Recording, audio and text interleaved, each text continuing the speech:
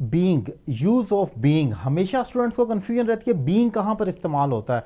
कुछ लोग बीइंग कहते हैं और कुछ कंफ्यूज हो जाते हैं, से हेल्पिंग वर्ब समझते हैं। आज इसी टॉपिक को डिफाइन करूंगा, इंपॉर्टेंट टॉपिक है, एंड तक देखें, ये कंसेप्ट हमेशा के लिए आपका क्लियर हो जाएगा। मैंने इस टॉपिक को डिफाइन करना आसान वर्डिंग में, आसान एग्जाम्पल के साथ। बीइंग आपने तब इस्तेमाल करना है जब आपने बिकॉज ऑफ कहना हो। क्या कहना हो?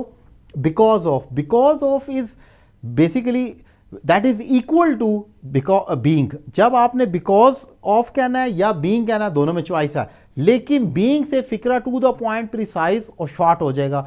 एग्जाम्पल देखते हैं। अगर मैं कहता हूं being busy I could not come, ये तो हो गया मसरूफ होने की वजह से मैं नहीं आ सका। लेकिन अगर मैं ये कह दूं बिकॉज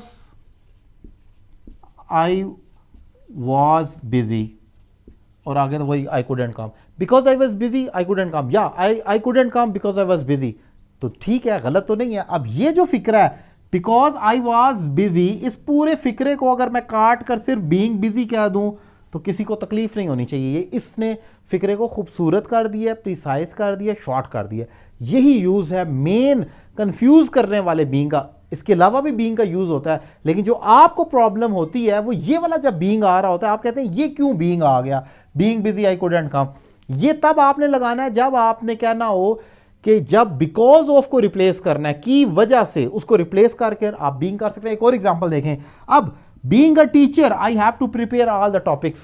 एक टीचर होने की वजह से मुझे तमाम टॉपिक्स प्रिपेयर करना पड़ते हैं। अब मैं अगर ये लिख दूं because I am a teacher, क्योंकि मैं एक टीचर हूं, so I have to prepare all the topics, तो भी ठीक है। लेकिन अगर मैं इस फिक्रे को because I am a teacher को सिर्फ इतना कह दूं बीइंग अ टीचर, तो क्या ये ज्यादा खूबसूरत नहीं लग रहा? बिल्कुल लग रहा है। और इंग्लिश का चार भी यही है। आपने प्रेसी राइटिंग जो सीखते हैं, इतना उसमें सर खपाते हैं। प्रेसी क्या होती है? प्रेसी यही होती है। अब अगर ये फिक्रा लिखता हूं because I am a teacher, और फिर पूरा इसको, इस पूरे फिक्रे को इस फ्रेज में बीइंग अ टीचर में हम समझ सकते हैं। This is called precis. Precis में जहां जहां मार्जिन निकलता है आप फिक्रे को छोटा करते हैं, लेकिन खूबसूरती भी आनी चाहिए। ये नहीं कि आपने आधा काट दिया, मेन इंफॉर्मेशन ही काट दी, तो वो फिर प्रेसी ना रही। तो ये जो स्ट्रक्चर है ये आपकी हेल्प करते हैं। इसके अलावा बीइंग कहां पर आता है?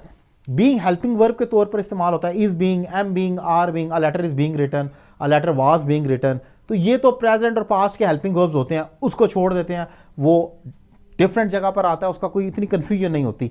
इसके अलावा बीइंग आप होने की वजह से भी कहते हैं। You are being so rude, तुम बहुत रूड हो रहे हो, यानी कि तुम बहुत खुश हो रहे हो। You are being so happy, you are being so annoyed, तुम बहुत गुस्से वाले हो रहे हो। तो वहां पर भी हम बीइंग का इस्तेमाल कर सकते हैं।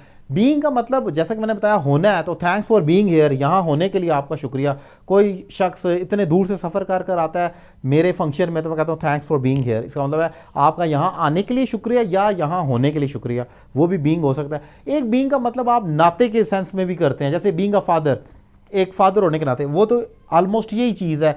जैसे बीइंग अ मदर, मैं बच्चों को इंग्लिश सिखाना चाहती हूँ। बीइंग अ टीचर, मुझे ये करना पड़ता है टीचर होने के नाते, या एज अ टीचर जिसको कहा जाता है, तो वो बिल्कुल because I am a teacher, तो बीइंग अ टीचर आप कह देते हैं, वो यही चीज़ बनती है। इसके अलावा अगर मैं इस लम्हे पर यहाँ पर खड़ा होकर सोचूं रैंडमली, तो मुझे याद नहीं आता बीइंग के यहाँ कहाँ कहीं और आता हो जो मेजर यूज़ हो। अगर आपकी माइंड में कोई एग्जांपल है और आपने देखा कि इन जो पॉइंट्स मैंने गिनवाए हैं इसके अलावा भी कहीं पर बीइंग आया है, तो आप वो मुझसे क्वेश्चन कर सकते हैं कमेंट बॉक्स में। I will try to respond it, बल्कि कोशिश करूंगा उस पर वीडियो लेक्चर बनाकर उसको डिफाइन किया जाए। ये इंपॉर्टेंट टॉपिक था जो मैंने डिफाइन किया।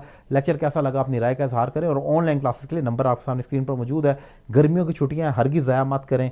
अगर बच्चे हैं, हाउस वाइफ हैं, प्रोफेशनल हैं, या आप कम्पिटिटिव एग्जाम की तैयारी कर रहे हैं, आप मुझसे इंग्लिश सीख सकते हैं। मैं तकरीबन पिछले 14 बल्कि 15-16 साल से 2010 से पढ़ा रहा हूँ।